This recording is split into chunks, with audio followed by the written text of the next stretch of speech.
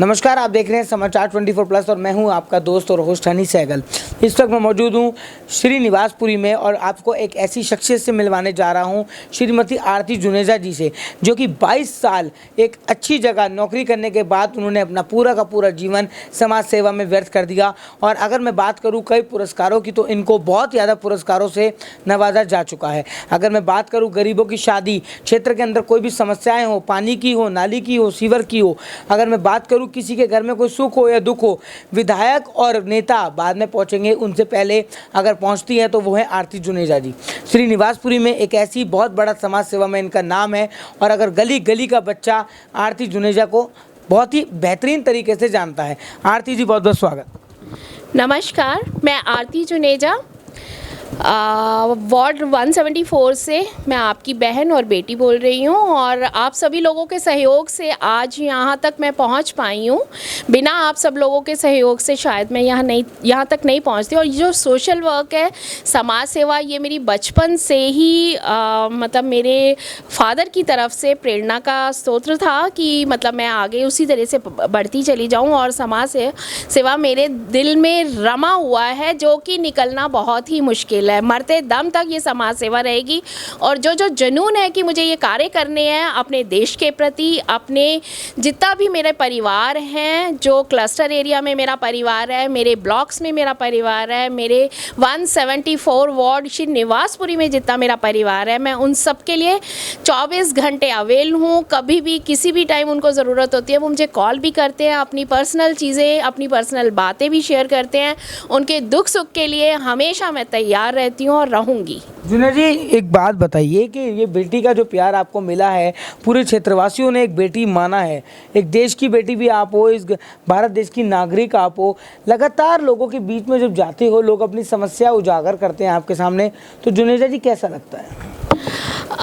मुझे फील होता है कि मैं शायद कहीं किसी ऐसी जगह पे पहुंचती तो मैं इनकी एक भी परेशानी शायद यहाँ पर रहने नहीं देती।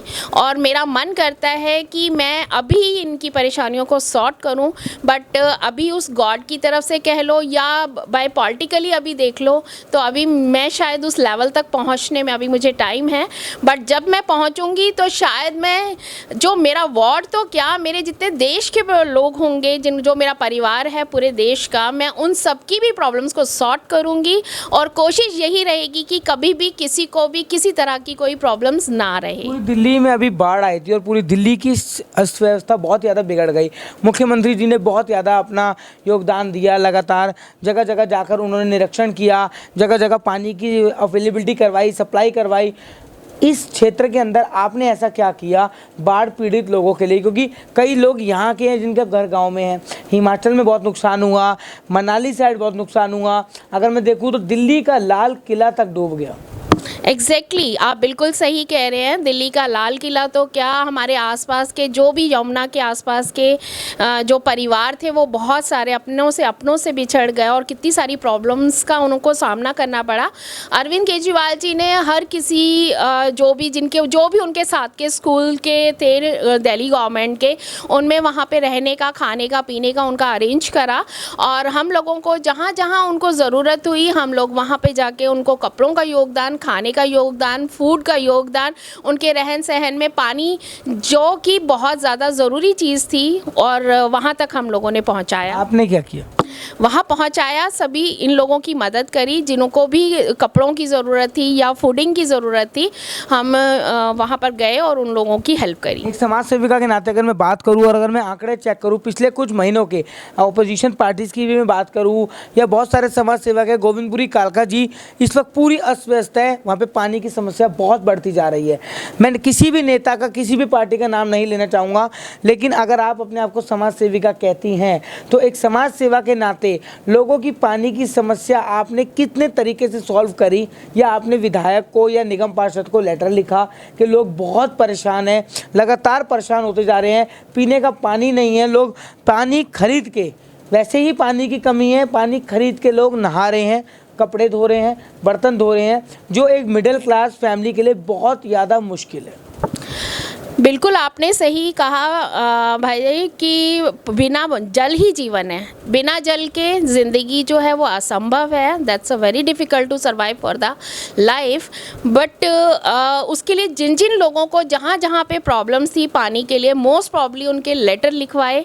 मैंने खुद जाकर लोगों को बोला कि हम आतिशी जी के लिए हम लिख के देंगे, ताकि हमारी जो लाइंस हैं CSP फ्लैट्स में भी काफ़ी सारी प्रॉब्लम्स थी वाटर वगैरह की, वहाँ पे भी उनके लेटर लिखवाए और मैम से भी इस बारे में डिस्कस भी किया कि वहाँ पे पानी की कोई दिक्कत है, किल्लत है, तो वो भी पूरी की जाए।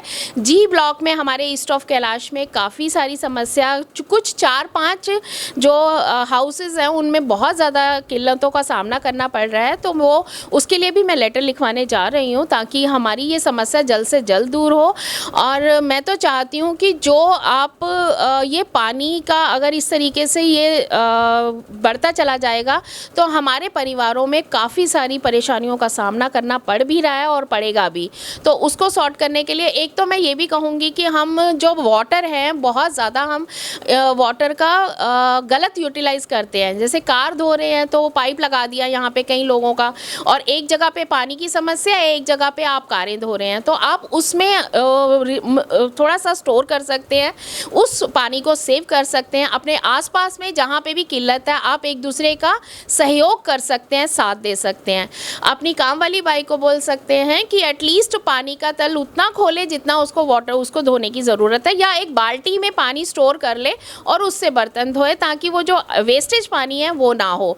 तीसरा, हम लोग जैसे ये हम लोगों ने सबके घरों में RO है, तो हम चाहेंगे कि उस RO का पानी जो वेस्ट होता है वो वेस्ट नीचे ना गिर कर वो वाटर को हम लोग स्टोर कर ले एक बाल्टी के अंदर, और उस वाटर को आप पौधों में यूज़ कर सकते हैं, कपड़े धोने में यूज़ कर सकते हैं। वो भी फ्रेश वाटर है, उसमें कोई नुकसान की बात नहीं है। अगर हम उसको रखते हैं और उसको यूटिलाइज़ करते हैं तो वो भी गलत नहीं है। तो यही मैं आप सब लोगों को कहना चाहूँगी, एक तो पानी को किल्लत आगे आने वाले टाइमों में वो बढ़ोतरी होने से अच्छा है कि हम लोग अभी ही इसको सुविधापूर्वक इसका स्टोर करना शुरू करें, और अगर किसी को सहयोग की ज़रूरत है तो वो भी करें। और जहाँ जहाँ पे हम लोगों को नए वाटर की कनेक्शंस या कहीं पे ज़रूरत है पाइपलाइंस देने के लिए, तो वहाँ पे खुद हम लोग, मैं भी गई हूँ, जाकर देखा है, प्रॉब्लम्स भी बताई गई है कि ये प्रॉब्लम्स आ रही है। और आप लोगों में भी कोई इस तरीके की कोई दिक्कत आती है, आप मुझसे सहयोग ले सकते हैं। 22 वर्ष नौकरी करने के बाद मैम इतना पूरा जीवन समाज सेवा में देना बहुत बड़ी बात है। हर बंदा, हर व्यक्ति, हर महिला नहीं कर सकती, तो ये कैसे सोचा और इतना टाइम निकाल कैसे लेती हैं लोगों के लिए?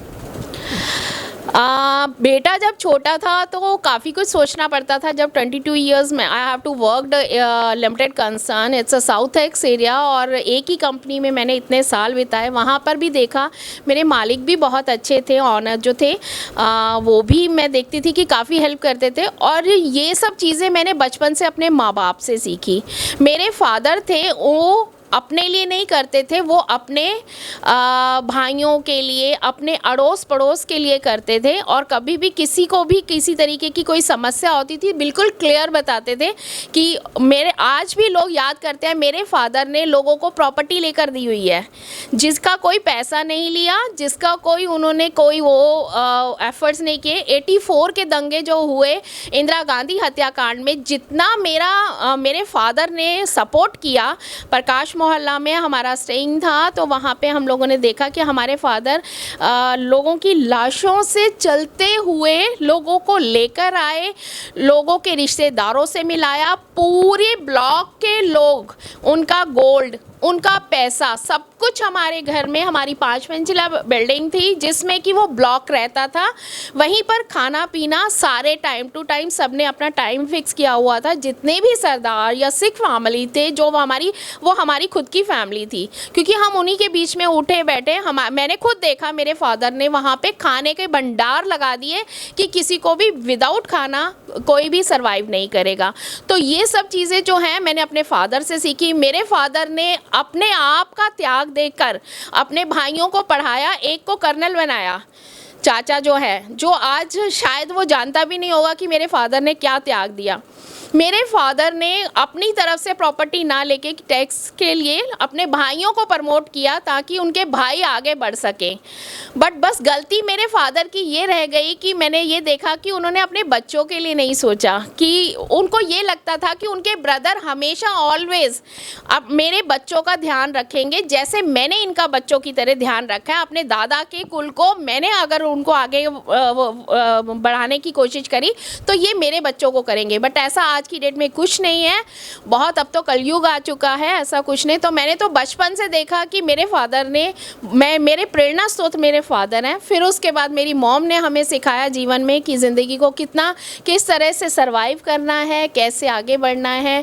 मम्मा ने सब कुछ सिखाया और आज मुझे एक बहुत अच्छे इंसान जो सवेरा ट्रस्ट के डायरेक्टर हैं मिस्टर हैदर हसन जैदी, जिन्होंने मुझे ज़िंदगी में सही मायने में जीना सिखाया कि लाइफ को अगर जीना है तो उसमें आपको किस तरह से आगे बढ़ना है, किस तरह से आपको लोगों का साथ देना है, कितना सपोर्ट आपको करना है, वो मैंने आज उनसे सीखा। मैम, आए दिन अगर आप एक महिला हैं और आपने समाज सेवा इतनी करी है, लेकिन आए दिन मैं ये सवाल पूछना चाहूँगा इस चैनल के माध्यम से, रेप अभी भी हो रहे हैं, एसिड अटैक हो रहे हैं, लड़कियों पे अत्याचार हो रहे हैं, जगह जगह गैंग रेप्स हो रहे हैं। मैम, ये कौन सा देश है? ये वही देश है जिसमें नारी की पूजा की जाती है। एक तरफ हमारे प्रधानमंत्री कहते हैं कि यशस्वी प्रधानमंत्री हैं कि नारी का सम्मान बहुत बड़ा सम्मान, उसी देश में नारी की पूजा की जाती, कानून व्यवस्था हुई नहीं। इसमें आप जैसे समाज सेवक कैसे बढ़ चढ़ के आगे आएंगे? हम चाहते हैं कि जैसे ये मर्यादा पुरुषोत्तम राम जी का देश है और हमारा देश एक सोने की चिड़िया कहा जाता था एक ज़माने में। तो अगर हम सब लोगों को उस सोने की चिड़िया को वापस गेट करना है, जो उड़ चुकी है उसको वापस लाना है, तो हम सब बहनों को, महिलाओं को मिलके एक सोशल वर्क की तरह, एक टीम वर्क की तरह कार्य करें।